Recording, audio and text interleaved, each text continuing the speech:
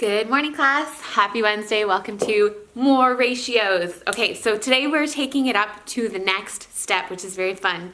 And we're gonna look at our textbook to do this. So if you could open up your textbook to page 80, that's where we're gonna be working from today.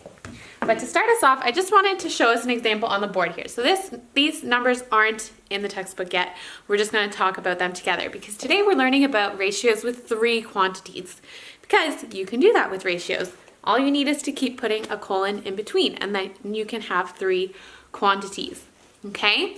So the thing that you need to know when working with three quantities is that when you're finding your common factor, it has to work for all three quantities, okay?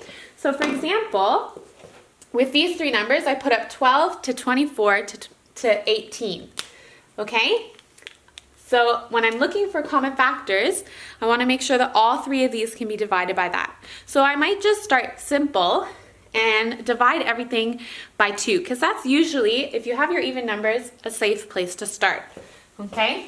So all three of these can be divided by 2, which is going to give us 6 to 12 to 9. Okay? Now looking at these numbers, I know that they can go further than that, right? Because they're all divisible by 3 as well. Okay, so you see that 6 can be divided by 3 and 12 and 9. Okay, so let's do that. So it's going to become 2 to 4 to 3. Okay, so those are our three numbers now, 2 to 4 to 3. And that's where we have to stop because even though 2 and 4 can take it one step further, 3 can't. So we have to leave it there because all three of the numbers have to be divisible by a common factor, okay? So that's the key thing to know today when you're working with three quantities is that your common factor, what you're dividing by, has to work for all three, okay? So let's look at our textbook. So comparing three quantities, and I've drawn them up here handily so we can work with them. And it says that there are 12 triangles, 6 squares, and 4 circles.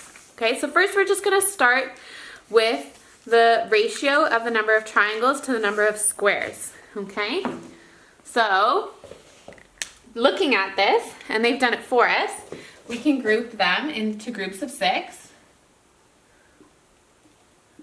Okay, and the squares are just one group of 6.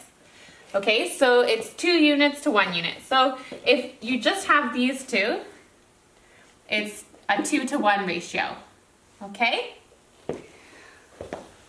But for the ratio of all three of these, the number of triangles to the number of squares to the number of circles, we're going to actually do something different.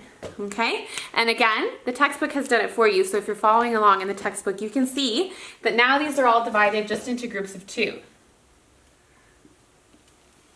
Because they can all be divided by 2. So that means that we have 6 units up here, 1, 2, 3, 4, 5, 6, and 3 here, sets of 2, and 2 here. So our ratio is 6, 2, 3, 2, 2. Okay? So do you see how that works? So even though just these two could be 2 to 1, because we have this group of circles, so 4 circles, our ratio changes to be 6 to 3 to 2 because it started out in groups of 2 now. Okay? So now let's look on page 81 at our examples. So our first example is 12 to 6 to 4. Okay? So our little thought bubble helpfully tells us that 2 is a common factor of all three of the numbers. So let's start there. So divide everything by 2, we get 6 to 3 to 2. All right, and that's where we're gonna have to stop because that's the common factor and there's no more common factors between 6, 3, and 2. Okay? So let's look at B. So B gives us 20 to 10 to 15, okay? And as our thought bubble tells us, and hopefully you noticed right away, all three of these numbers can be divided by 5, okay? So that's where we're gonna start. So we've got our divisible by 5. So 20 divided by 5 is 4, and then 10 divided by 5 is 2, and 15 divided by 5 is 3. Okay, so it's 4 to 2 to 3. And again, we can't go any further than that because we have our 3. All right, so let's look at number 2.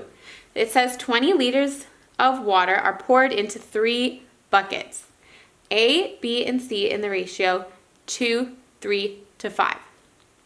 Find the volume of water in bucket C. Okay, so this is our word problem that we're going to be looking at. And what we're going to do is find the units. So you remember we did this with 2 quantities, now we're going to do it with 3. So you can see the bars drawn out in front of us. Okay, and I'm just going to show us that 10 units is 20 liters. And how did we find 10 units?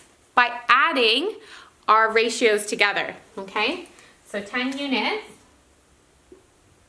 is the 2 to 3 to 5, okay? Because altogether we have 10 units. So then to find 1 unit, we're going to have to divide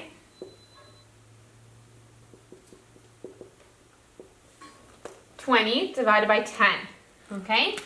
So that means that 1 unit is 2 liters.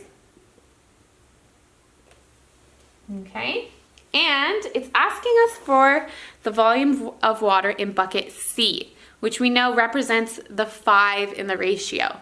Okay, so that means that we need to get to 5 units. Okay, so 5 units